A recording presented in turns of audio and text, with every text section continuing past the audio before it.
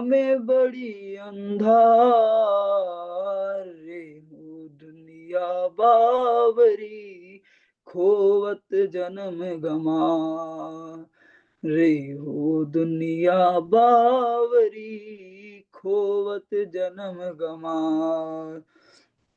अपनी मतले साधु बोले शब्द भये अपार अपनी मतले साधु बोले शब्द भये अपार बहुत शब्द को अर्थ न उपजे बहुत शब्द को अर्थ न उपजे या बल सुपन धुतार रे हो दुनिया बावरी खोवत जन्म गमा रे हो दुनिया बावरी खोवत जन्म गमा तब बल ना चले इन नारी को लोप न सके लगार तब बल ना चले इन नारी को लोप न सके लगार मामतया में खिलत पिया संग मामतया में खिलत पिया संग न चल सुख निर्धार रे ओ दुनिया बावरी खोवत जन्म गमा रे ओ दुनिया बावरी खोवत जन्म गमा। प्रणाम जी। प्रणाम जी। हार्दिक आपके चरणों में प्रणाम जी। बहुत ही सुंदर वाणी गायन, जिसमें हम श्री जी बस यही बताते हैं कि किस प्रकार दुनिया के जीव, मतलब अगर हम भी इनमें से हैं तो ये वाणी गायन हमारा आईना है कि अगर हम भी भौतिक सुखों में, विषयों में फंसे हुए हैं तो ये श्री जी की उनके लिए पुकार है कि मूर्खता में, भौतिकता के पीछे दुनिया बावरी हो रही है। तो वो बता उनको ये कहने की कोशिश करें कि सत्य शब्द को कोई न छीने। कोई पहचानता ही नहीं है कि अक्षरातीत के बारे में कोई जानता ही नहीं है तो पहचानेगा कैसे। तो हम यही बीतक में जानने की कोशिश कर रहे हैं। कितने हफ्तों से हमारी श्री बीतक मंथन अभी प्रकरण 32 पर पहुंच गई है। हम सूरत पहुंच गए हैं श्री जी के साथ।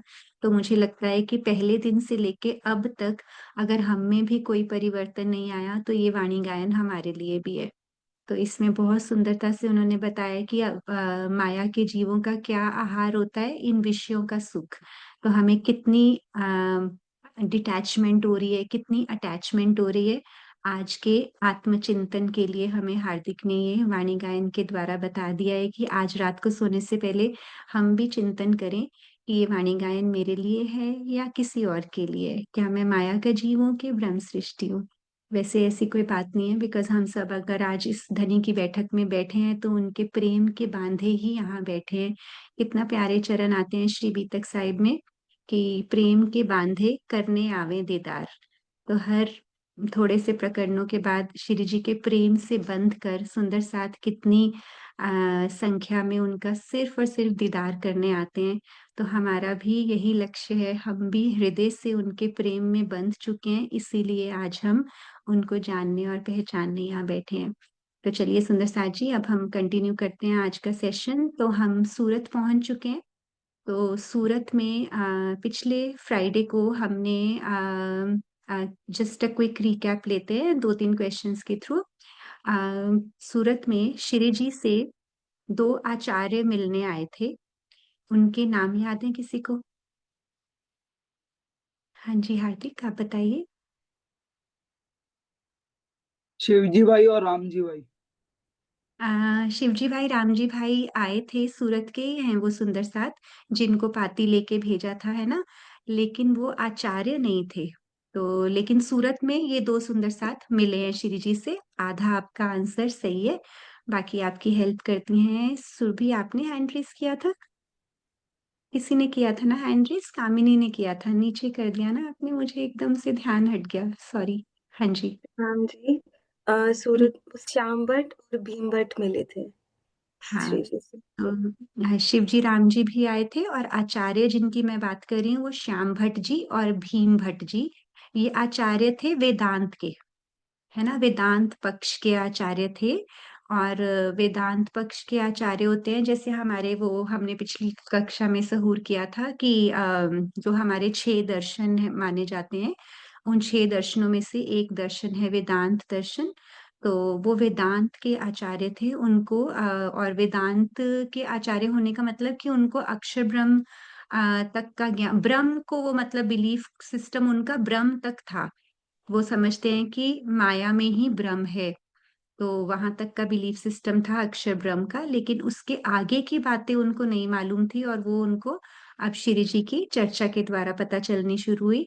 और उनके लिए एक बहुत सुंदर चौपाई आती है कि जो खोज करे आत्म की, ताए दिल में ना होए विकार, सब आत्म देख ही यही करे करार। तो अब वो उनके बारे में मतलब जब भी हम उनको याद करें तो यूं याद करें कि अब उनको क्या है कि आत्म की पहचान करनी है, खोज करे आत्म की। अब उनके दिल में ये विकार नहीं है कि उन्होंने अपने पहले सतगुरु शंभुनाथ जी को छोड़ दिया और श्री जी के पास आ गए। उनके हृदय में ऐसी बात नहीं है, क्योंकि वो हर एक के अंदर एक चेतना देखते हैं। तो वेदांत के आचार्य होना भी बहुत ज्ञानी और बहुत आगे की बात है।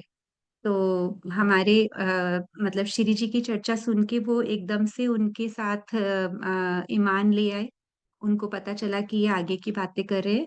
तो एक तो ये प्रसंग आया था पूरा, और दूसरे एक हमारे साथ आए थे गोवर्धन जी अबासी बंदर से। एक गोवर्धन भाई हमने बहुत पहले किए थे, उनको वैसे कोई भूलता नहीं है, पर फिर भी एक उनको याद करने के लिए यहाँ पे दूसरे गोवर्धन जी हैं। लेकिन एक और गोवर्धन भैया ही है वो, एक्चुअली जब उनके नाम के साथ भैया आ जाता है तो मुझे लगता है प्रसंग ही याद आ जाता है। गोवर्धन भैया, जैसे कहते हैं ना कि सबके भैया। तो हमारे कोई बोलेगा? जी गार्गी, आप बताओ। हाँ जी। प्रणाम जी दीदी। प्रणाम जी। गोवर्धन भैया श्री जी के भाई थे ना, मिहिराज जी के भाई थे वो, जो हम्म, उनके साथ प्रतिदिन देवचंद्र जी के यहाँ चर्चा सुनने भी जाते थे। और स्टार्टिंग में वो सिर्फ अकेले चर्चा सुनने जाते थे, फिर जो मिहिराज जी थे वो जिद करते थे कि मुझे भी चर्चा सुननी है, तो हम्म, फिर वो। बिल्कुल। इन्हीं को याद करना चाह रही थी मैं। तो अभी यहाँ सूरत के प्रसंग में अबासी बंदर से गोवर्धन जी आए, और ये हमारे एक गोवर्धन भैया जिनके पीछे भागे भागे मिहिरराज जी चले गए थे चर्चा सुनने, और वो पहली जो उनकी मुलाकात थी देवचंद्र जी के साथ उसी दिन हुई थी। ठीक है, तो अभी गोवर्धन जी आए अबासी बंदर से, तो उन्होंने सुंदर साथ का सारा खर्च अपने सिर ले लिया। सूरत के प्रसंग की बात है ये, ठीक है। उसके बाद फिर हमें मिले वल्लभाचार्य जी के सुबोधिनी टीका जिन्होंने किया, उनको वल्लभाचार्य जी कहते हैं ना। तो उनके मार्ग पर चलने वाले एक और सुंदर साथ जो बाद में बन गए, जिनके संशय श्री जी ने निवारण किए, उनका नाम याद है किसी को?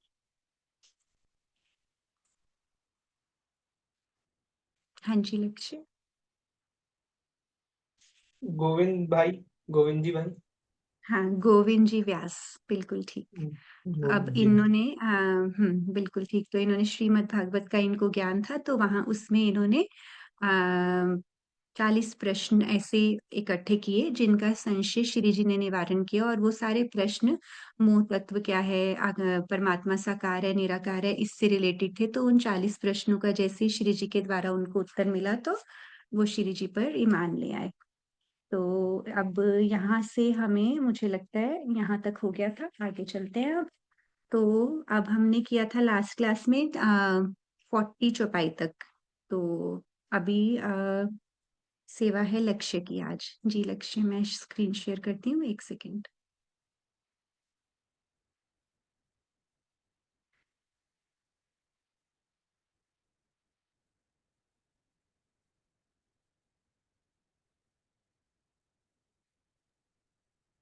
अब 40 चौपाई तक हुआ था पिछली बार, ये दोबारा ले लीजिए थोड़ा सा।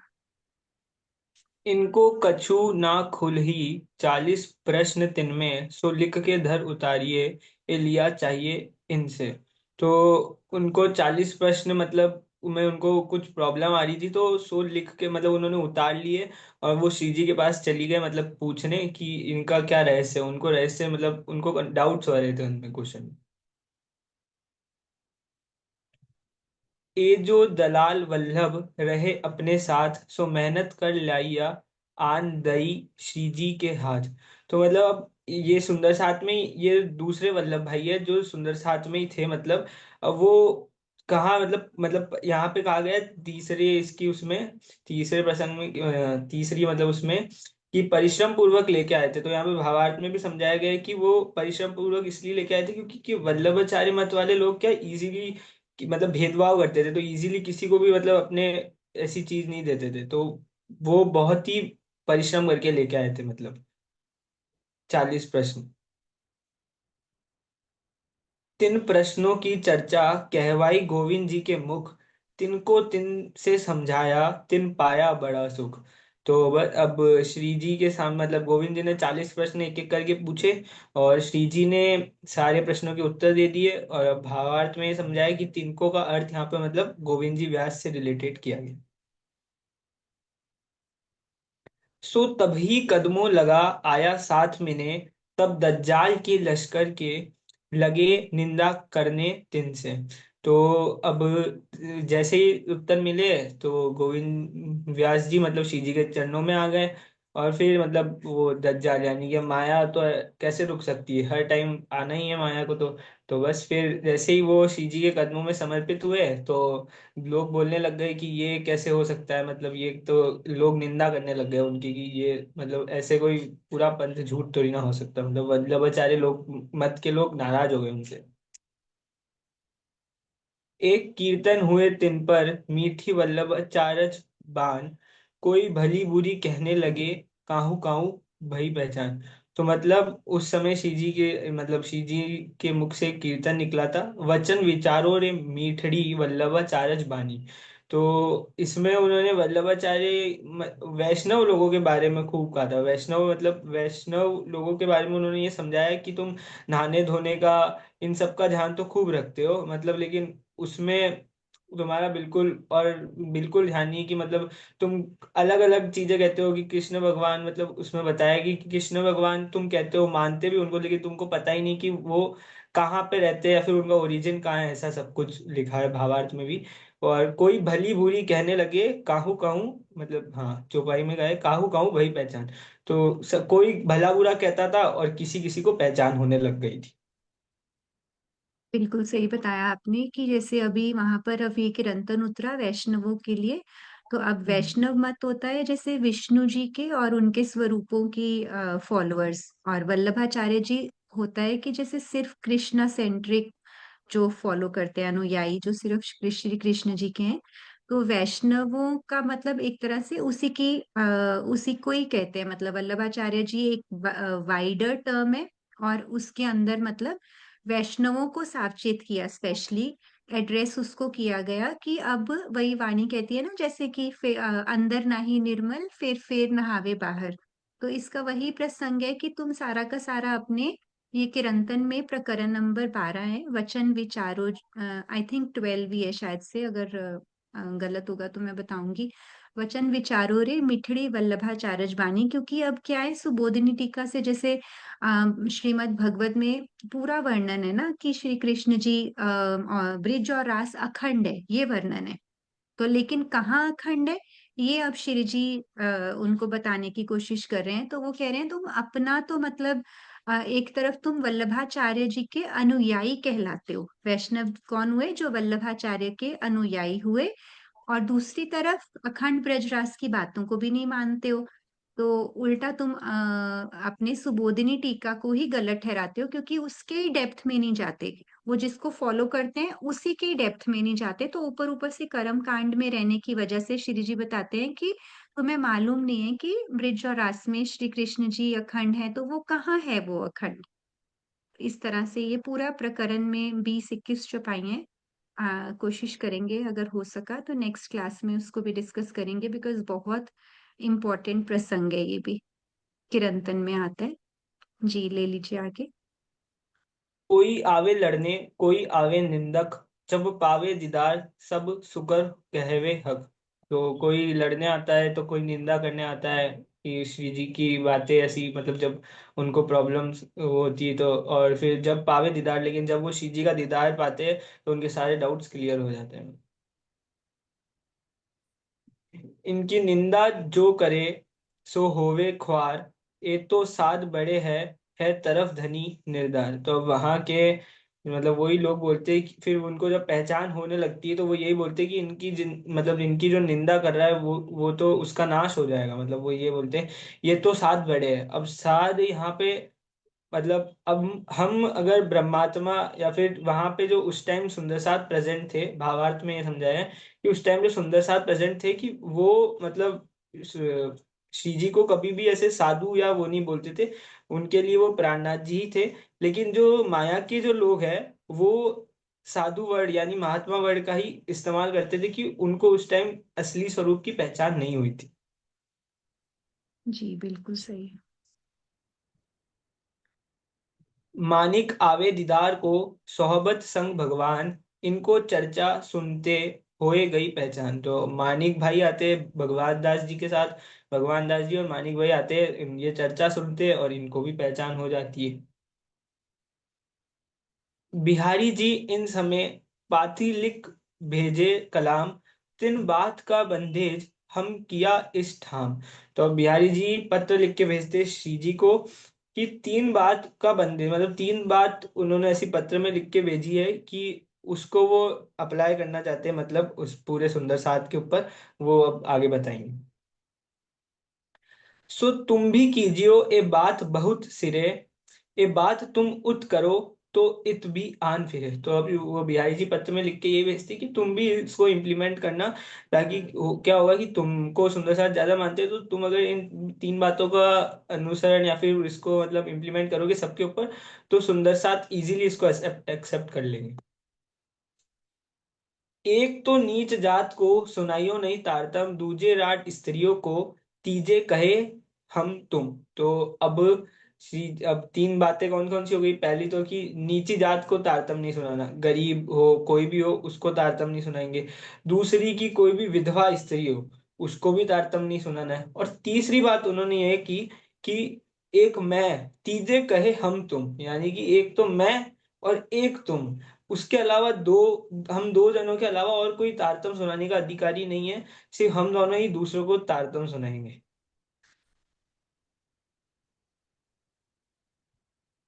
ये तीन बात को जहूर कीजो उत, धर्म उज्जवल देखियो कोई करे ना निंदा कित। अब वही यही लिख के भेजते कि मेरी मतलब इन तीन बातों का आप मतलब जहूर की मतलब इसको इम्प्लीमेंट करें सभी सुंदर साथ में, तो धर्म उज्जवल देखियो कोई करे ना निंदा कित। मतलब अपना ही जो धर्म है वो उज्जवल मतलब बढ़ेगा, कोई निंदा भी नहीं कर पाएगा। अब भावार्थ में स्वामी जी ने यही समझाया है कि पंथ और संप्रदाय धर्म की शाखा है। मतलब अभी जागनी यात्रा में भी खूब डिस्कशन होता है इन टॉपिक्स पे कि धर्म क्या है पंथ क्या है। इसमें भी स्वामी जी ने खूब क्लियर करा है कि पंथ है कि जो कुछ लोगों के द्वारा चलाया जाता है, और एक धर्म है जो पास्ट में भी था, प्रेजेंट में भी है और फ्यूचर में भी रहेगा। और पंथ जो मतलब सिर्फ पर्टिकुलर लोगों के द्वारा चलाया जाता है, जैसे कि जैन, आगे बताया जैन बौद्ध सिख हो गया, और अपना भी जैसे पंथ है श्री कृष्ण प्रणामी, वो सब ये सब पंथ है। और धर्म जो मतलब किसी उसके जैसे बताया कि समाज राष्ट्र क्षेत्र या जाति के अनुरूप नहीं है। मतलब धर्म धर्म चला आ रहा है, चलेगा और चलता रहेगा, ऐसा चीज। ये बात पाती की सुन के श्री जी लिखी खबर, तुम बाहिर दृष्टि छोड़ के देखो अंतर की नजर। तो अब श्री जी बहुत अच्छी चौपाई है ये कि श्री जी लिखते हैं कि मतलब ये बात मतलब उनकी सुन के श्री जी ने वापस लेटर लिखा उन्हें कि तुम बाहिर दृष्टि छोड़ के, तुम बाहर की दृष्टि को छोड़ के अंदर उनकी आत्म देखो, अगर उनके अंदर अंकुर है तो हम क्यों नहीं उन्हें जागृत करें। जवाब तीन बात का हम तुम्हें लिखो बिना लिखो बनाए, ताको विचार कीजियो श्री देवचंद्र जी राह चलाए। तो अब श्री जी यही लिखते हैं कि मैंने आपकी जो तीनों बातें थी, तीनों बातों का जवाब लिख दिया है, आप उन पे कृपया विचार कीजिएगा, क्योंकि ये तो देवचंद्र जी ने नहीं कहा था, देवचंद्र जी की मतलब धनी श्री देवचंद्र जी की राह तो कुछ और ही थी। उनने जात भेष को भान डारिया सिस, देखा जित अंकुर को तित करी बख्शीश। तो मतलब अब राणा जी श्री जी बोलते हैं कि उन्होंने तो जात भेष को मतलब छुआ, तो मतलब ऐसा बिल्कुल भी नहीं करा था कि जात भेष की कैटेगरी में उनको सब डिवाइड करके सुंदर साथ को जगा रहे हो, ऐसा कर रहे हो। उनको तो जिसमें अंकुर दिखता था परम धाम का, उसको तारतम ज्ञान सुना देते थे। खाली उनको ही नहीं, मतलब उनको तो आप बिल्कुल सही कह रहे हो। एक एग्जाम्पल भी आएगी आगे जिससे ये बात हाँ। को सपोर्ट किया हुआ है। लेकिन वैसे भी देखा जाए तो धर्म और अध्यात्म में जाति वगैरह का तो कोई रोल है ही नहीं है, है ना। तो हम अभी हमने जैसे पढ़ा कि एक सिर्फ चेतना ही देखता है, जिसको आत्म की खोज है वो हर एक के अंदर वो जीव और चेतनता ही देखेगा कि इसके अंदर भी जीव है। तो फिर वो जीव तो सबका ही परमात्मा से आया है, तो इसलिए वो कोई भेदभाव वाली बात रह ही नहीं जाती। तो हम कितनी बार करते हैं ना, वो प्रसंग आता है कि शबरी ने किस तरह से अपने जूठे भेद श्री राम जी को खिलाए। तो वो प्रसंग से हमें कितना, मतलब ये एग्जाम्पल्स हैं कि यहाँ पर इस यहाँ रहते हुए मतलब इनको भगवान क्यों कहा जाता है, श्री राम मर्यादा पुरुषोत्तम क्यों कहा जाता है। ये एक प्रेम और भक्ति का तरीका है। प्रेम और भक्ति का तरीका क्या है कि इन सब से ऊपर उठ जाना, शरीर भाव से ऊपर उठना, जातिवाद से ऊपर उठना। और आपने सही बताया कि अभी आजकल तो जागनी यात्रा के दौरान बहुत सी चर्चाएं इस पे स्वामी जी की मिलेंगी। तो अच्छी बात है, हमारे युवा सुंदर साथ स्वामी जी की चर्चाएं भी सुन रहे हैं, ये बहुत ही प्यारी बात है। जी, तो ये हो गई थी, हाँ जी। ये एग्जाम्पल आ गई आगे, देवचंद्र जी ने क्या कहा था, हाँ जी। तो देखो तुम जाहिर खोजी बाई मुसलमान और स्त्री, और ओ स्त्री राड थी, बख्शियो रही बाई वासना जान। तो अब एग्जाम्पल देते हुए श्री जी उसमें लेटर में लिखते हैं बिहारी जी को कि खोजी बाई जो एक मुसलमान थी और उसके साथ साथ वो विधवा भी थी, लेकिन फिर भी मतलब सदगुरु यानी श्री देवचंद्र जी ने मतलब उन्हें जागृत कर मतलब परमधाम का ज्ञान सुनाया, ऐसा नहीं कि भेदभाव किया। हाँ, इनका नाम आता है ना एक, जब हम वो प्रसंग करते हैं ना, जब दोनों स्वरूपों का मिलाप होता है, जैसे उस वाले हाँ। प्रसंग में खोजी बाई का नाम आता है। जब मिहिराज जी पूछते हैं कि मुसलमानों में भी क्या हमारी ब्रह्म आत्माएं हैं, तो फिर देवचंद्र जी उनको उत्तर देते हैं ना कि हाँ, मतलब बहुत कम है पर है। तो रई बाई जी की वासना मतलब उनकी पर आत्म, उनकी आत्म का नाम रई बाई, और खोजी बाई उनके तन का नाम, और वो विधवा भी थी और वो मुस्लिम भी थी। तो वो एग्जाम्पल दे रहे हैं लेटर में बिहारी जी को। तो अब आगे देखते हैं, हाँ जी। तो ये बात तुम देखी है, उनकी दृष्टि जात भेष पर नाही, जित देखो अंकुर धाम को, गिनो ऊंच नीच ना ताई। तो अब यही बोल रहे श्री जी की मतलब आपने देखा कि उनकी दृष्टि मतलब जात भेष पर नहीं थी, जिसमें भी वो परमधाम का अंकुर देखते थे और उनको परमधाम का मतलब ज्ञान दे देते, ब्रह्म ज्ञान सुना देते थे, और ऊंच नीच का कोई भाव किसी में नहीं रखते थे, ऐसा। अब बिल्कुल। भावार्थ में यहाँ पे यही बोला गया है कि मतलब भारतीय संस्कृति में वर्ण व्यवस्था कर्मणा है, जन्मना नहीं। मतलब इसका मतलब हो गया कि मतलब जो अपनी जैसे हम जैसे कोई जैन में पैदा हुआ है तो उसको जैन ही मानेंगे, भले ही वो मांस भी खा रहा हो, लेकिन वो हुआ तो जैन ही। लेकिन यहाँ बताया गया है भावार्थ में, और गीता के और कई भी मतलब और दूसरी भी बुक्स के बहुत श्लोक है, उनके सबसे समझाया गया है कि जन्म के आधार पर हम किसी को ऐसे डिवाइड नहीं कर सकते कि वो ब्राह्मण है, क्षत्रिय है, वैश्य है या शूद्र है। हम उसे ऐसे डिवाइड नहीं कर सकते, बल्कि हमें उसको उस बेसिस पे डिवाइड करना चाहिए कि उसके कर्म क्या है। यही पूरा इसमें समझा है, बहुत सारे श्लोक देख के श्लोक में समझाया गया है, गीता के भी है, दूसरे श्लोक भी है कि हम बिल्कुल। और फिर लास्ट में हाँ ये भी बताया कि जातिवाद, जैसा भी दीदी ने भी बोला कि जातिवाद के उस पर हमें किसी को भी ऐसा नहीं है कि डिवाइड कर दे, चौपाइयों में भी हमने भी यही सीखा था कि जातिवाद के उस पे या फिर उस पे हम, हाँ मतलब जाति के भेद पे हम किसी को डिवाइड नहीं कर सकते कि आप ब्रह्म ज्ञान सुनने के लायक नहीं हो। और यहाँ पे बहुत सारे एग्जाम्पल भी दिए गए हैं कि कैसे मतलब कोई किसका मतलब राक्षस, जैसे मैं पढ़ देता हूँ। ये सर्वविदित है कि जबाली ऋषि गडरिया थे, मतंग ऋषि चंडाल थे, जानु श्रुति शूद्र थे, विश्वामिश विश्वामित्र क्षत्रिय थे, किंतु ये तप के द्वारा ब्रह्मत्व को प्राप्त हो गए। जबकि महर्षि पुलसत्य का पोता और विश्वामुनि का पुत्र रावण ब्राह्मण कुल में उत्पन्न होने पर भी राक्षस ही कहलाया। मतलब देख ली, मतलब यही है कि हमारे कर्म डिसाइड करते हैं कि हम क्या है, ना कि ये डिसाइड करें कि हम जन्म से क्या है। अगर हम अच्छे कर्म कर सकते हैं तो हम मतलब ऋषि मुनि की कैटेगरी में भी आएंगे, और बुरे कर्म करके मतलब वो ही कि राक्षस भी कहला सकते हैं। प्रणाम जी। बिल्कुल, बहुत ही अच्छे से एक्सप्लेन कर देते हो आप लक्ष्य, कुछ भी नहीं बचता। बहुत सुंदर। आई थिंक यहाँ तक सभी सुंदर साजी को क्लियर है, और ये वाला भी बहुत अच्छे से समझा दिया आपने अब, कि कोई भी ऊंच नीच जातिवाद और ये सब धर्म और प्रेम और भक्ति के रास्ते में नहीं आता। और ये बस चार वर्णों की बात ये भी आपने बता दी कि किस प्रकार अगर सात्विक रहनी है तो हम भी ब्राह्मण और ऋषि कहला सकते हैं। जी बहुत अच्छा, ठीक है सुंदर साथ जी। यहाँ तक किसी को कोई क्वेश्चन है? क्लियर है यहाँ तक सबको? ठीक है, चलिए चलते हैं कामिनी जी के पास। प्रणाम जी। प्रणाम अ, जी। अभी तक हमने देखा कि अ, बिहारी जी ने तीन नियम बताए थे, पत्र लिखा था मेहरा जी को कि ये तीन नियमों का पालन हम भी करेंगे और तुमको भी करना है। पहला नियम ये था कि किसी नीची जाति के लोगों को हम तातुम नहीं देंगे। दूसरा ये कि विधवा स्त्री को नहीं देना है। और तीसरा कि मेरे और तुम्हारे अलावा तारतम देने का अधिकारी और कोई नहीं होगा। अब आगे ये है कि और उनने एक ही लीला आई अखंड, या लीला के प्रताप ते होए बका भ्रमण। अब श्री जी उनको रिप्लाई में कहते हैं कि देवचंद्र जी ने यह कहा था कि ब्रह्म मुनियों की यह लीला अखंड परम नाम से आई है। और उन मतलब वो तो ये कह रहे हैं कि हमको नीची जाति या फिर विधवा स्त्री को हमें तारतम नहीं देना है।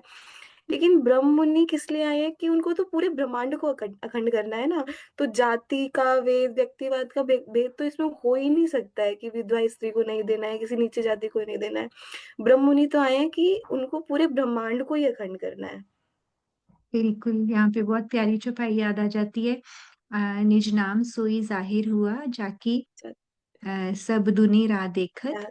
है ना, तो आए ब्रह्म आत्म सत, है ना मुक्त चौथा देसी चरण है। ब्रह्मांड को आए मुक्त ब्रह्मांड। देसी ब्रह्मांड को, हाँ मुझे यहीं से तो याद आई थी, अचानक से बोलते बोलते थर्ड भूल गई। ये ब्रह्म मुनियों की लीला अखंड परम धाम से आई है, और उनकी इस जागनी लीला के प्रभाव से सारा ब्रह्मांड अखंड मुक्ति को प्राप्त होगा। तो ये पॉइंट टू बी नोटेड है सुंदर साजी, ये धनी की हमसे एक्सपेक्टेशन है। This is what is Raji's expectation, कि मेरी ब्रह्मांगनाएं, ये मेरे ब्रह्ममुनि यहाँ आ गए हैं तो उनका क्या करना है उन्होंने यहाँ आके। जी। तो हम तुम वसत को कहाँ लोग कहते फिरे, जिनको पहुंचे तारतम सोई प्रकाश करे। अभी बोल रहे ना कि अभी छठे दिन की लीला चल रही है और अभी ब्रह्म मुनियों द्वारा जागनी हो रही है कि राजी अपना आवेश अलग अलग ब्रह्म मतलब जो भी परमहंस है या जिस भी कोई सुंदर सा आत्मा के अंदर आवेश अपना डालकर जागनी करवा रहे हैं। तो अभी इसमें कहते हैं कि अब श्री जी उनको कहते हैं कि ऐसी अवस्था में हम इतने बड़े संसार में परम धाम के इस अलौकिक ज्ञान को कहाँ तक कहते फिरेंगे। मतलब कि एक का काम नहीं है, ना मेरा काम है ना तुम्हारा है, ये तो सबका काम है कि जागृत तो सबको करना है, पूरे ब्रह्मांड को मुक्ति देनी है। तो इसलिए दो जने तो ये काम नहीं कर सकते। तो जिस जिसको जहाँ पे भी ज्ञान मिल रहा है, तारतम ज्ञान का प्रकाश अपने दिल में भी करना है और दूसरों के हृदय में भी उस ज्ञान का उजाला फैलाना है। तो बिल्कुल। श्री जी कहते हैं ए उनको। सुख त्यों ब्रह्म सृष्टि को, तो मैं अंगना नाश। अंगनला जित होए अंकुर निज धाम का, गिनिए ऊंच नीच न तित। ये राज श्री देवचंद्र जी की आत्म दृष्ट की। अब वो कहते हैं कि जिस तन में ब्रह्म सृष्टि है, जिसमें परम धाम का अंकुर है, वहां पे हमको जाति नहीं देखनी है, उनको जाति, उस तन को जाति के बंधन में नहीं बांधना है। ये मार्ग तो श्री देवचंद्र जी ने बताया है। उन्होंने स्पष्ट कहा है कि हमें दूसरों को आत्मिक दृष्टि से देखना है, शारीरिक दृष्टि से नहीं देखना। अभी वही ऊपर प्रसंग आया था ना, उनका श्याम भट्ट जी का और भीम भट्ट जी का, वो सब में एक चैतन्य को देखते थे। उनकी खोज थी परमात्मा, आत्म तत्व की। तो हमको वही है कि सब में आत्मिक दृष्टि से देखना है, सबको एक ही चैतन्य के रूप में देखना है, शारीरिक दृष्टि से नहीं देखना है। सोई लिखे वेद पुराण में, जहाँ भक्त प्रकट हुई, इनकी जात पात न देखी, ए बैकुंठ वालों की राह सोई। वो आगे कहते हैं कि हिंदू धर्म ग्रंथों, वेदों और पुराणों में भी ये बात लिखी है कि जिस घर में, जिस कुल में परमात्मा का भक्त प्रकट होता है, उसकी जाति नहीं देखते, उसको जाति के बंधनों में नहीं बांधते हैं। ये तो बैकुंठ की राह अपनाने वाले भी मानते हैं इस बात को, और हम तो फिर परम धाम से आए हैं। हम तो ये बात बोल ही नहीं सकते हैं कि नीची जाति वालों को नहीं देना है या किसी को ऐसे। तो हमें ब्रह्म सृष्टियों को, ब्रह्म मुनियों को ये बातें शोभा ही नहीं देती है। ये रहा श्री देवचंद्र जी, हमको तुम आगे दई दिखाई, सोई तुम सब साथ को, अब वो ही देव बताई। वो कहते हैं कि सदगुरु धनी श्री देवचंद्र जी ने आपके सामने ही मुझे जातीयता के रूढ़िवादी बंधनों से दूर रहने के लिए कहा था। तो हमें ये मार्ग अब और सुंदर साथ को भी दिखाना है, जो सतगुरु देवचंद्र जी ने हमको कहा था। अगर हम ही भूल जाएंगे तो और सुंदर साथ तो फिर कैसे उसको फॉलो करेंगे ना। तो मेन बात है, सबसे पहले हमको उसी बात को याद रखना है, फिर हम दूसरे सुंदर साथ को समझा पाएंगे। देख रहे होगे कितनी कोशिश कर रहे हैं ना श्री जी। ये हमने पहले भी जब वो प्रसंग पढ़ा था कि दोनों का डिफरेंस ऑफ ओपिनियन होता है, तो यहाँ पे भी बिहारी जी ने अपने हिसाब से जो नियम बनाए हैं, अब श्री जी पूरी कोशिश कर रहे हैं कि किसी तरह से वो इन चीजों से बाहर आ जाएं। वो राह सी होए बड़ो प्रकाश, साथ सब दौड़ सी ले दिल जागने की आस। आगे वो कहते हैं कि हमारापन संसार में फैल तभी सकेगा जब हम इसको मतलब सब तक पहुंचाने की ट्राई हम करेंगे, सबको आत्म ज्ञान देंगे।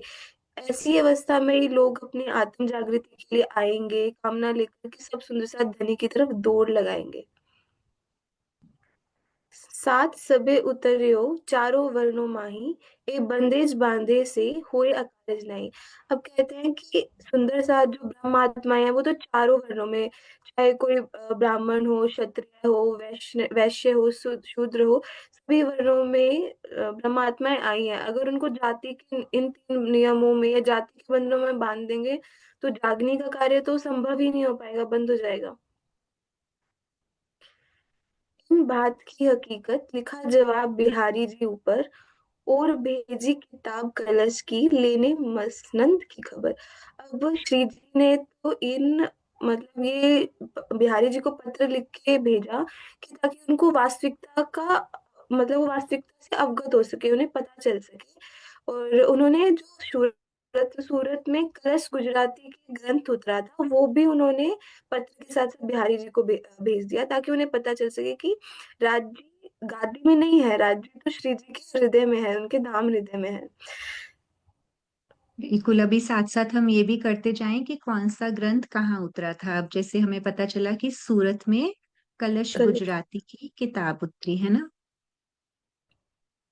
तो ये अभी ये उसी ना को कलश सपोर्ट करने गुजराती के में, लिए। हाँ जी, हाँ हाँ जी, जी, पढ़िए। हाँ। अभी ये कलश गुजराती में ये लिखा है, इसमें मतलब राज्य ही मैं पढ़ के बताती हूँ। तारतम तेज प्रकाश पूरन इंद्रावती ने अंग। मतलब अभी ना राज्य ही कह रहे हैं कि तारतम तेज प्रकाश पूरन, कि इंद्रावती जी के धाम हृदय में तारतम ज्ञान का पूर्ण प्रकाश है। ए मारू दिधु मैं देवाई, हूँ इंद्रावती ने संग। वो कहते हैं कि ये प्रकाश मैंने ही उनके हृदय में डाला है, हूँ इंद्रावती ने संग।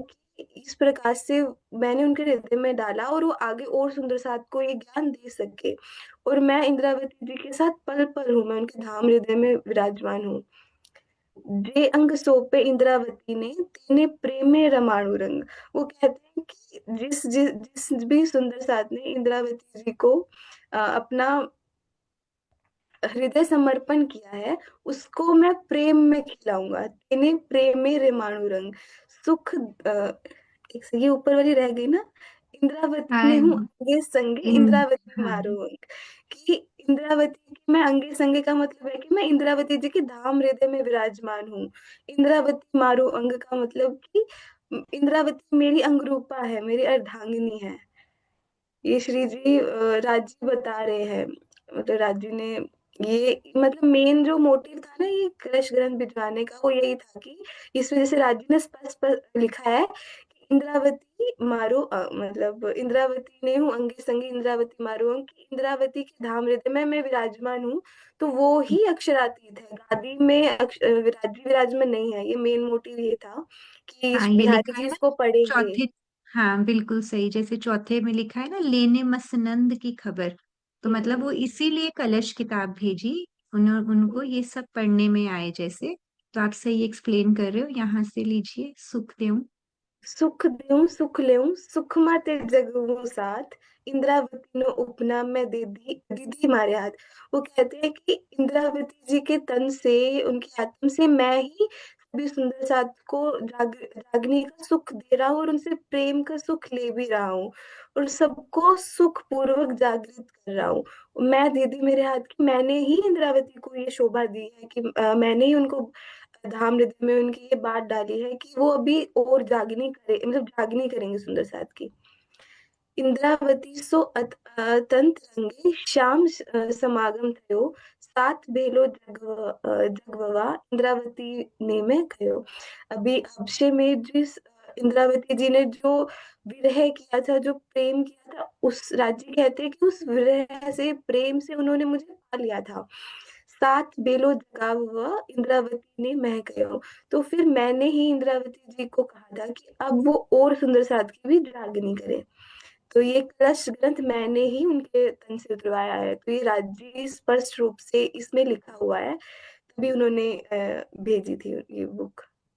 बहुत ही लेकिन सुंदर। फिर पहले तो आपने ये बहुत ही प्यार से ये पूरा प्रकार कलश गुजराती का आपने ये भाव, क्या मतलब एक एक चरण एक्सप्लेन किया है। ये बहुत ही प्यारी बात है। राज्य की खूब मेहर, सबको मुझे लग रहा है अच्छे से समझ में भी आ गया होगा। कामिनी बहुत अच्छा। हाँ जी, कंटिन्यू कर सकते हैं आप। अब हाँ। हम्म। अर्थवाणी के इन वचनों से यह स्पष्ट होता है कि अक्षरातीत परमात्माओं के धाम हृदय में निवास करते हैं, रूई की गद्दी में नहीं। यह बात बिहारी जी को स्वीकार नहीं हुई, और उन्होंने कलश ग्रंथ को कलेश ग्रंथ कह दिया, उन्होंने कलश को कलेश कह दिया। अब उनको तो अब मतलब हर बात के लिए वो अब एस्केपिज्म कहते हैं ना, अब उनको इससे पीछा नहीं छूट रहा उनका, क्योंकि अभी उन्होंने, श्री जी ने उनको अब कलश ग्रंथ भेज दिया। क्योंकि अब जो बिहारी जी चाह रहे हैं वो नहीं हो रहा ना। तो अब वो कह रहे हैं कि ये कलश नहीं है, ये क्लेश है। आगे आगे देखना होता है क्या। जी कंटिन्यू। सुन के बिहारी जी ने बड़ो पायो दुख तब, न मानो कलश को देखी पाती जब। बिहारी जी ने जैसे ये पत्र पढ़ा तो उनको बहुत दुख हुआ, उन्होंने ये कलश ग्रंथ मानने से इनकार कर दिया। वो मानने से इनकार तो करेंगे ही, अब वो उनके अंदर तो वो मैं की भावना है कि गादी पे मैं विराजमान हूँ, तो अक्षरातीत मैं हूँ। तो उसके अंदर ऐसे कैसे लिखा हुआ है कि इंद्रावती जी को ये शोभा दी गई है, मेहरा जी को, कि अब जागनी उनसे होनी है, तो वो ही अक्षरातीत है। तो उनको वो स्वीकार ही नहीं कर पा रहे थे वो ये बात। उन्हें लिख भेजी पातिए को, तुम्हारी राह भई और हमारी भी और है भई जुदागी इस छोर। तब उन्होंने श्री जी को पत्र लिख के भेजा कि तुम्हारी राह भई और, कि अब तुम्हारी राह और है और मेरे और है, अब हम में अलगाव हो गया है। और हमारी भी और है भई जुदागी इस छोर, कि अब हमारा रास्ते अलग हो गए हैं। अब ये तो संभव है ही नहीं कि परम धाम की दो ब्रह्म सृष्टियों के राह अलग अलग हो जाए। वो तो जिनको जिसको राज्य ने जो रोल दे रखा है वो उसके अकॉर्डिंग बिहारी जी कर रहे हैं, कह रहे हैं सब कुछ। हम तो तुमको चिन्हया तुम्हारे माहे कलाम, तुम नहीं हमारे साथ में हम काढ़े तुम्हें इस धाम। वो कहते कि मैंने तुम्हें पहचान लिया है कि तुम कविता बनाते हो, तुम में कविता बनाने की कला है, और उस कला से तुम अपने मुख से कहते हो कि अक्षरातीत तो मेरे धाम हृदय में है, कि अक्षरातीत का धाम मेरा हृदय है। अब तुम हमारे सुंदर साथ में नहीं हो, मैंने तुम्हें परम धाम से भी निकाल दिया है। अब वो कहते हैं कि अब तुम श्री जी को ही, पहले धाराभाई को, रूपा रूपा जी को, और अभी आगे पीछे राम जी भाई का भी प्रसंग आया था ना, उनको तो निकाल दिया, अब श्री जी को भी निकाल दिया है। ठीक है। तो ऐसे ही लगता है ना कि राज्य की क्या लीला चल रही है, जैसे आपने अभी बोला कि अब ऐसा हो ही नहीं सकता है ना, अब जब रतन भाई है और परम धाम की आत्म है ना, और सिर्फ और सिर्फ अब ये लीला है राज्य की, है ना। लीला के बिना, वो कहते हैं ना, हम्म, स्पाइस के बिना मीठे का पता ही नहीं चलता, ये माया का स्पाइस चल रहा है। तो तभी राज्य की हृदय की मिठास हमें पता चलेगी ना, जब तक हमें स्पाइस का पता होगा कि कैसा है, टेस्ट कैसा करता है ना। तो ये वो बताने के लिए हम्म। सब लीलाएं चल रही हैं। तो वो ये बस सूरज इसी भाई का, के धाराभाई का भी प्रसंग आया था इसमें, हाँ। कि उन्होंने हम्म। बोला था, सूरज भाई को बोला था कि तुम उनको निकाल दो, धाराभाई को निकाल दो, वरना मैं तुमको भी ब्रह्म शिष्टियों के समूह से या सुंदर साथ के से निकाल दूंगा। तब उन्होंने बोला था कि हम काहे को इन्हें रखे, हम दाखिल 12,000, कि हमें मतलब मैं धाराभाई को और उनके परिवार को समाज से बहिष्कृत कर दूंगा, लेकिन आप हमको ब्रह्म शिष्टियों में उस 12,000 ग्रुप में रखना, हमको मत निकालना। मेरा नाता श्री धाम का क्यों कर तोड़त तुम, हम कबीला ना रखे धारे का, ना छोड़े तुम्हारे कदम। कि वो कहते हैं कि हम मेरा नाता श्री धाम का क्यों कर तोड़त तुम, कि मेरा नाता, परम धाम का नाता आप क्यों तोड़ रहे हो। हम धारे भाई को कबीला, धारा भाई के कबीले को नहीं रखेंगे, लेकिन आप हमको ब्रह्म सृष्टि के समूह से मत निकालो। वो सूरजी भाई फिर बिहारी जी को कहते हैं, हम्म। हम जिन सात को काटिया, क्यों तिन को लिया बीच दिन, तो इत तुमको हमारा छूट गया अकीन। फिर वो कहते हैं बिहारी जी कि जिन जिन सुंदर सात को मैं निकालता हूँ, उन उनको तुम धर्म में बनाए रखते हो। इसका तात्पर्य यही है कि तुम्हें हमारे निर्देश के ऊपर कोई विश्वास ही नहीं है। अभी बिहारी जी ना गादी पे हैं, तो उनको लगता है कि वो सर्वशक्तिमान है, कि उनके आदेश का सबको पालन करना है, तो वो मैं की भावना है। तो उन्हें लगता है कि अब इन्होंने मेरी बात नहीं मानी है, तो अब इनको भी अब निष्कासित कर देते हैं सुंदर साथ के समूह से। इस वास्ते हम तुमको किए साथ से दूर, हमारे तुम्हारे नाता न रहे, जिन पाती करो मजगूर। वो कहते हैं कि इसलिए मैंने तुमको सुंदर साथ के समूह से बहिष्कृत कर दिया है। अब तुम्हारे और हमारे मध्य किसी भी प्रकार का कोई संबंध नहीं है। और उन्होंने ये भी कह दिया कि भविष्य में पत्र के द्वारा भी मुझसे बात करने का प्रयास मत करना। इन भांत पाती लिखी, आए पहुंची सूरत, तब श्री जी विचारिया, ऐसा हुआ बकत। अभी बिहारी जी ने जो पत्र लिखा, वह संदेश वाहक के द्वारा श्री जी के पास पहुंचा। उसे पढ़कर श्री जी को लगा कि बस अब यही देखना रह गया था, अब तो मुझे भी निकाल दिया। अब तो ऐसा भी समय देखना पड़ रहा है कि मुझे भी बहिष्कृत कर दिया है। और उनको अंदर से दुख प्रणाम भी हो दीदी। रहा है ना। हाँ जी, प्रणाम जी कामिनी, बहुत सुंदर। और उनको अब अंदर से दुख भी तो हो रहा है कि अब ये भी समय आ गया है, मतलब ये वक्त भी देखना पड़ रहा है, क्योंकि कितने टाइम से तो ये सब चल रहा है ना। तो अब जाके मतलब कह लो कि दोनों में एक डिक्लेरेशन हो गई है कि अब हमारे रास्ते अलग अलग हैं। एक जगह प्रसंग में आया भी था ना कि जैसे उनके अंदर डिफरेंसेस आ रहे हैं, लेकिन वो बाहर नहीं जाहिर हो रहे। हमने कहीं पढ़ा था ना, ये जब दोनों स्वरूपों का मत विभिन्न हो गया था, तो भी अंदर उनके आ रहे हैं, लेकिन वो जाहिरी तौर पे शो नहीं कर रहे थे ये डिफरेंस को। तो अब यहाँ इस सूरत के प्रसंग में अब उन्होंने कह दिया है कि अब तुम्हारे हमारे रास्ते अलग। और अभी आगे आगे हम देखेंगे कि किस तरह से श्री जी भी कह देंगे सुंदर साथ को कि अब तुम्हें वहां जाने की जरूरत नहीं है, अभी तक भेजते हैं ना सभी सुंदर साथ को, जाओ जाके उनको करो। तो अब बहुत हो गया, जैसे कहते हैं ना कि अब फिर सुंदर साथ को अल्टीमेटली जागृत भी तो करना है ना, इस इंद्रावती के ऊपर कितनी बड़ी जिम्मेवारी है। अब वो इन्हीं चीजों के साथ डील करते रहेंगे सुंदर साथ के साथ, तो कितना बुरा हो रहा है सुंदर साथ के साथ। तो धारा भाई जी हो गए, रूपा राधा हो गए, राम जी भाई हुए, और अब वो कह रहे हैं अब तुम्हारा हमारा भी पूरा अलगाव हो गया। अब यहाँ तक कह दिया कि अब पाती लिख के मेरे से बात करने की भी जरूरत नहीं है। मुझे ऐसे लगता होता है कभी कभार ऐसा सब पढ़ के कि कैसे बिहारी जी के हृदय में कहीं ना कहीं उनको ये सब पता ही है कि आध्यात्मिक संपदा सारी देवचंद्र जी ने उनको जो दी है, उनको मालूम ही है ये उनका उनकी इनसिक्योरिटी तो है। इसलिए वो ऐसे कहते हैं कि एक वो जब अंदर से इनसिक्योर होते हैं ना कि अब आपको मुझसे मिलने की तो दूर की बात, अब आपको पत्र लिख के भी मुझे अप्रोच करने की जरूरत नहीं है, क्योंकि उनको दिखाई दे रहा है अब कि कितना वर्चस्व बढ़ता जा रहा है, अभी सूरत में कितने सुंदर साथ जुड़ते जाएंगे। और तो इसलिए यहाँ तक मुझे लगता है सूरत का प्रसंग सबको क्लियर ही है। और किसी का कोई प्रश्न है या एनी पॉइंट टू डिस्कस? हाँ जी लक्ष्य। प्रणाम जी। प्रणाम मेरे जी। को मेरे को ये पूछना था कि मतलब अभी जैसे आज भी मैंने देखा था रोड साइड पे वो कोई पंथ के लोग आते हैं और फिर वो भगवत गीता डिस्ट्रीब्यूट करते हैं। कि डिस्ट्रीब्यूट तो नहीं करते, शायद लेते हैं रुपीस, लेकिन हाँ मतलब वो देते हैं और बहुत ही मतलब प्यार से बुला के हरे कृष्णा करके ऐसे बहुत ही मतलब कामली एकदम बोलते हैं और कन्विंस करते हैं। तो मेरे को उनसे मतलब थोड़ा ऐसे वो करने का मन हुआ कि मैं उनको भी पूछूं कि आपको पता है इसके अंदर असली क्या लिखा गया है। तो मतलब मेरे को ऐसा जानना पूछना है कि मतलब ऐसे कोई रैपिड मतलब 4-5 क्वेश्चन बता दो कि मैं उनसे 15-20 मिनट के अंदर ऐसा डिस्कस कर सकूं, ताकि उनको थोड़ा सा तो ऐसा हो कि मतलब ऐसा एक क्वेश्चन और ऐसे एग्जाम्पल के रूप में एक ऐसा क्वेश्चन है कि मतलब अब स्वामी जी भी बहुत बार मतलब चर्चाओं में भी बहुत बोलते हैं कि वो शिव जी अगर परमात्मा है तो फिर वो ध्यान किसका कर रहे हैं पर्वत पे।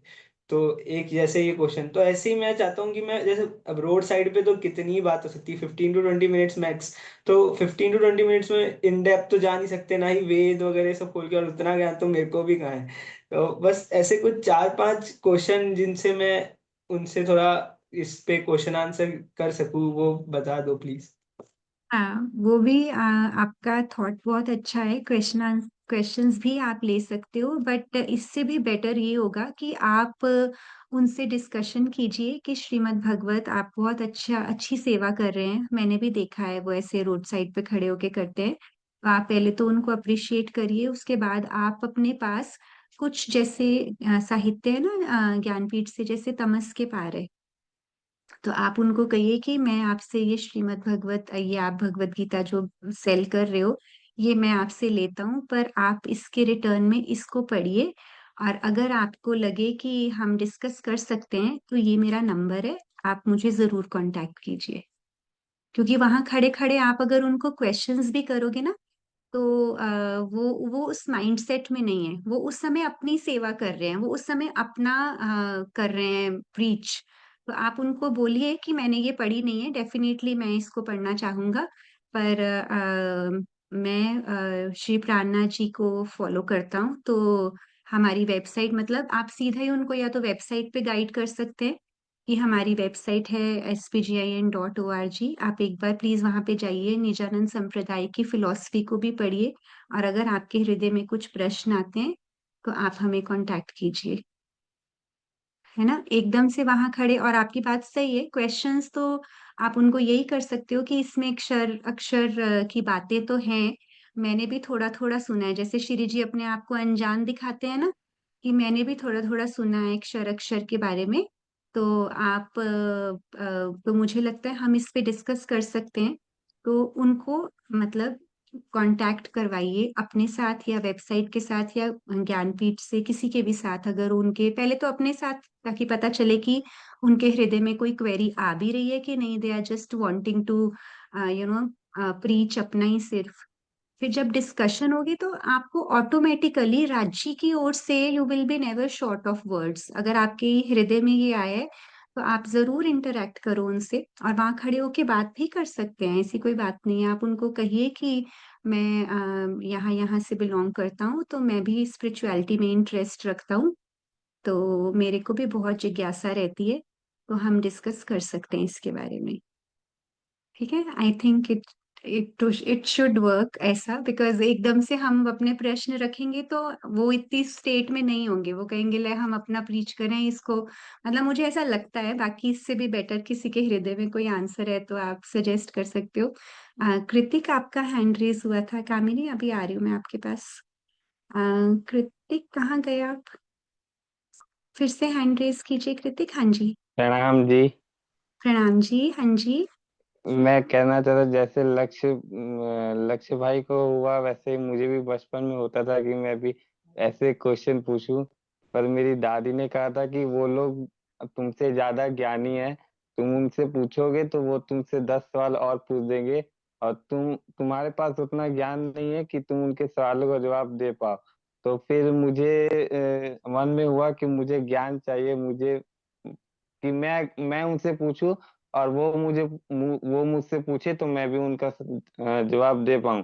वैसे करते करते फिर मैं धीरे धीरे ज्ञानपीठ के यूट्यूब से जुड़ा, फिर ज्ञानपीठ से जुड़ा, करते करते मैं लास्ट में मेरी मन की इच्छा पूरी हो गई और आप लोग से फाइनली मैं जुड़ गया। ये सब अब आपकी अब ये आपकी वो है, अंदर की आत्म की डिजायर है ना, कि आपको छोटे होते ये फील हुआ, तो इसलिए आज का दिन देखकर आपको बहुत अच्छा लग रहा है, क्योंकि आप अंदर से, वो कहते हैं ना, आत्म का स्वभाव है। तो अब क्या है कि अब हम, मुझे ऐसा लगता है कि अब हम कंफर्टेबली किसी को भी ज्ञानपीठ की वेबसाइट से जुड़ने के लिए डाइवर्ट करेंगे, तो उसमें क्या होगा कि सबसे पहले हमारी फिलॉसफी जो निजानंद संप्रदाय की उसमें लिखी हुई है, स्पिरिचुअलिटी क्या है, निजानंद संप्रदाय क्या है, वो बहुत अच्छे से उन शब्दों में हम भी पढ़ें, मतलब हमें भी ये सब कहना आना चाहिए, बताना आना चाहिए, हमें बेसिक्स आने चाहिए। हम वाणी और बीतक से तो जुड़ गए, पर ऑफ कोर्स हम किसी को श्री जी के बारे में तो ऐसा सच नहीं बता सकते ना, तो वी हैव टू, कहते हैं ना, हमें अपनी वोकेबुलरी को बढ़ाना पड़ेगा, इसीलिए साहित्य इतने प्रकाशित होते हैं ज्ञानपीठ से। तो जो ये तमस के पार है, हमारी वेबसाइट पे बहुत सारी डिटेल्स हैं, तो जो ये ऐसे बेसिक बेसिक किताबें हैं ना, वो मुझे लगता है आप सबको अपने पास कुछ साहित्य बांटने के लिए रखना चाहिए। पढ़ तो आप वेबसाइट से भी सकते हो, but if you come across any people, such people, तो आप अपना साहित्य बांटिए उनको। तो उसमें ऐसा वाला मोमेंट भी नहीं आएगा कि अगर उन्होंने इतने सारे क्वेश्चंस किए और आप उनके आंसर्स नहीं दे सकते। और सच्ची बताऊं, फील कॉन्फिडेंट इनफ, आपको राज्य मिले हैं, कोई बहुत छोटी बात नहीं है। अगर आपको लगता है कि उनके पास इतने ऐसे प्रश्न होंगे जिनका मैं उत्तर नहीं दे सकता, ये होगा भी नहीं, बिकॉज अगर बाई चांस कहीं अटक भी जाते हो तो बहुत प्यार से आप उनको बुक्स दे सकते हो, वेबसाइट बता सकते हो। अदरवाइज मुझे ऐसा लगता है कि पिछले 1.5 से 2 साल में जैसे हम वाणी बीतक से जुड़े हैं, तो आपको बहुत अच्छे से एक्सप्लेन करना आएगा, क्योंकि अब हमें एक मेन क्रक्स पता चल गया है कि महाप्रलय में कहाँ तक का ब्रह्मांड नष्ट हो जाता है और क्या बचेगा, और हमने कहाँ जाना है, और हम कहाँ से आए हैं। तो अब यू पीपल आर लाइक, मुझे लगता है ना, रेडी। और पता है कितना इम्पैक्ट होता है यूथ का। आप लोगों से बात करने से पहले कोई हेजिटेट नहीं करेगा, जरूर बात कर सकते हैं, मतलब यूथ का अपना ही इम्पैक्ट होता है। इसलिए आप लोगों को तो हर समय मुझे लगता है कि रेडी रहना चाहिए 3-4 किताबों के साथ, कहीं मौका लगे एंड स्टार्ट टॉकिंग। तो इसलिए मुझे लगता है कि यू पीपल आर नाउ, जागो के साथ साथ जगाओ का कार्यक्रम और हमारा ये लक्ष्य भी आप पूरा कर सकते हो। इसलिए तो राजी ने आपको चुना है ना मीनू जी? आप कुछ बताइए। बिल्कुल बिल्कुल चित्रा, आप बिल्कुल सही कह रहे हो। बहुत अच्छा से समझा रहे हो बच्चों को। वो स्पार्क राजी दिख ने रही है ना? हमें चुन लिया है अब ना। हाँ, हमें वो हम स्पार्क दिख रही है। सबसे बड़ी बिल्कुल बात, आप लोगों में वो स्पार्क दिख रही है कि यू फील लाइक कि हमें किसी को ये कहना है, बताना है। आपके अपने सर्कल में भी मुझे पता है कि बहुत से लोग पूछते हैं कि आप किसको फॉलो करते हो, है ना? सो वही बेसिक वर्ड्स यूज करके, पूर्ण ब्रह्म परमात्मा अक्षरातीत, इतना ही बोलोगे तो उनको लगेगा कि इनके पास तो कुछ बात की बात है। क्योंकि बच्चों को, आपके एज के बच्चों को यूजुअली अक्षर भी नहीं पता है, उनको तो है ना, ब्रह्मा विष्णु महेश ही पता है ना, GOD, generator operator destructor, Brahma Vishnu Mahesh, तो उनकी पहुंच तो यहीं तक है। तो इसलिए आप राज्य की कहीं से भी कैसे भी बात करोगे तो you will be able to do that. बाकी कुछ भी हो तो हमारे पास सबके नंबर्स तो हैं ही हैं, हम एक दूसरे की हेल्प कर सकते हैं। ठीक है जी कृतिक। मुझे कहना था, मेरे मतलब रिलेशंस में बहुत जन जानते हैं कि हम प्रणामी हैं, पर वो लोग इतना ही जानते हैं कि प्रणामी मतलब जो कृष्ण को मानते हैं। अभी 4 दिन पहले की बात है, मेरे एक रिलेशन में थे, उन्होंने उनको पता है कि हम लोग प्रणामी है, पर वो इतना ही जानते हैं कि प्रणामी मतलब जो कृष्ण को मानते हैं। मुझे एक सेकंड के लिए मैं लगा कि मैं उनको बोलूं कि नहीं, प्रणामी मतलब वो नहीं होता जो सिर्फ कृष्ण को मानते हैं, कृष्ण से आगे को मानते हैं। पर मेरे पास उतना मतलब ज्ञान नहीं था, तो मैं बोल नहीं पाया। मुझे कभी कभी अफसोस होता है कि अगर थोड़ा सा ज्ञान होता तो मैं उनको बता पाता, तो थोड़ा जैसे कि धर्म का प्रचार करना वैसे मैं कर पाता। ऐसे बहुत सारे पल मेरे जिंदगी में आते, पर ज्ञान नहीं होने के कारण मैं उनको बता नहीं पाता। नहीं नहीं, अब मुझे लगता है कि अब ये आपका भाव पुराना है, क्योंकि अभी आप कोशिश करोगे तो देखो क्या है कि कृष्ण जी प्रेम का स्वरूप है ना। तो उनको बोलो कि प्रणामी वो है जो प्रेम की खोज में है, और श्री कृष्ण जी प्रेम का रूप है ना। और कृष्ण जी के अंदर बैठी शक्तियां, तो कृष्ण त्रिधा लीला जानने के लिए भी आप सुंदर साथ लिख रहे हैं।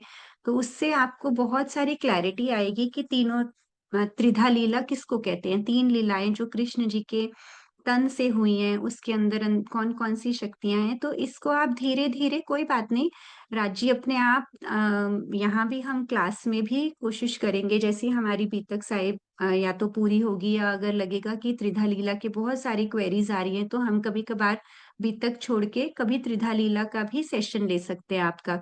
तो आपको जो भी क्वेरीज हो ना, आपको लगे कि मुझे इन क्वेश्चंस के बारे में आंसर्स चाहिए, तो वो भी आप यहाँ पे पहुंचाओ, ताकि हम आपके लिए एक क्लास त्रिधा लीला की, एक नहीं तो 2-3 क्लासेस तो मिनिमम लगती हैं।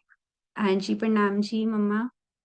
प्रणाम जी। टाइम तो बहुत लगेगा, लेकिन जब मौका मिले प्रगट वाणी का जो है ना, प्रकाश गुजराती का लास्ट प्रकरण, प्रकरण नंबर 37, प्रगट वाणी, वो बच्चों को पढ़ा दो मोटा मोटा। हम्म। प्रकरण बहुत नहीं नहीं, लंबा है, प्रकरण बहुत प्रॉपरली लंबा है। करेंगे, हाँ कोई बात नहीं है, पर अब इनके हृदय में आ रही हैं ये बातें तो राजी डाल रहे हैं, तो कोई बात नहीं। प्रगट वाणी बहुत अच्छी सजेशन है। हम किसी समय प्रगट वाणी का एक्चुअल में वो प्रकरण पूरा पढ़ लेंगे, उसको चाहे हम बीच में से बीतक के लिए ब्रेक लेनी पड़े, तो वो उसमें सारे कहते हैं ना कि सारे कॉन्सेप्ट्स क्लियर हो जाएंगे आप लोगों के। सो ये अच्छी सजेशन है, मैं जरूर इसके बारे में। जागनी हाँ यात्रा में विजय जी और स्वामी जी ने ये अभी फिलहाल मथुरा में जो चर्चा हुई है, बहुत इजी से त्रिधा लीला समझाया है विजय जी ने भी। तो वो चर्चा का लिंक भी बच्चे सुन सकते हैं, बहुत अच्छा शॉर्ट में आप समझा, भेजिएगा, वो बहुत ग्रुप में शॉर्ट में भेजना। समझा। मीनू आंटी, आप वो ग्रुप में भी भेज सकते हो वो चर्चा, जिसको भी सुननी होगी, है ना। स्वामी जी ने पूरा अच्छे से क्लियर करी त्रिधा लीला, इतनी हाँ। शॉर्ट में और इतना इजी, और विजय जी ने, दोनों ने हम्म। बहुत ही प्यारी। तो करेंगे वो भी। जी शशिकांत जी, प्रणाम जी, आपका हैंड रेस हुआ था। हाँ चित्रा, आज मैंने इनको भेजा है, आज ही ज्वाइन कराया इनको, अभी अभी अच्छा अच्छा, ओके, यहाँ लखनऊ प्रणाम से। जी। लखनऊ से। ठीक है इनसे सुंदर बात साथ करो, जी। बहुत अच्छा बच्चा है, सागर की तरह है, बिल्कुल बच्चा ही है। हम्म, जो धनी की बैठक में आ जाए वो अच्छा ही अच्छा। अच्छा प्रणाम ही जी अच्छा होता है, शशिकांत हाँ। जी, प्रणाम जी। आपका स्वागत है। आप लखनऊ से हैं जी जी? तो हाँ जी, तो आप अभी पढ़ रहे हैं? जी हाँ, पढ़ रहे हैं हम। ठीक है, तो आईएफएल का अभी वगैरह। ठीक है, तो अभी शुक्रवार को हमारा बीतक मंथन चल रहा है, और शनिवार को हम वाणी से या सेवा पूजा से अभी चल रहा है बहुत सुंदरता से। और आप मुझे एक बारी या सरोज जी को ही कांटेक्ट कीजिए, आपको पुरानी वीडियोस का लिंक भेजेंगे। आपके पास जब भी समय हो थोड़ा सा हमारा यूट्यूब चैनल और फेसबुक देखिएगा। ठीक है, और फिर क्लास में आते रहिए, मिलते रहेंगे, बात करना। ठीक है, प्रणाम जी। जी कामिनी, आप बोलिए। प्रणाम जी। प्रणाम जी। मैं ये कह रही थी कि ना एक बुक है मेरे पास, सच्चिदानंद स्वरूप के नाम से।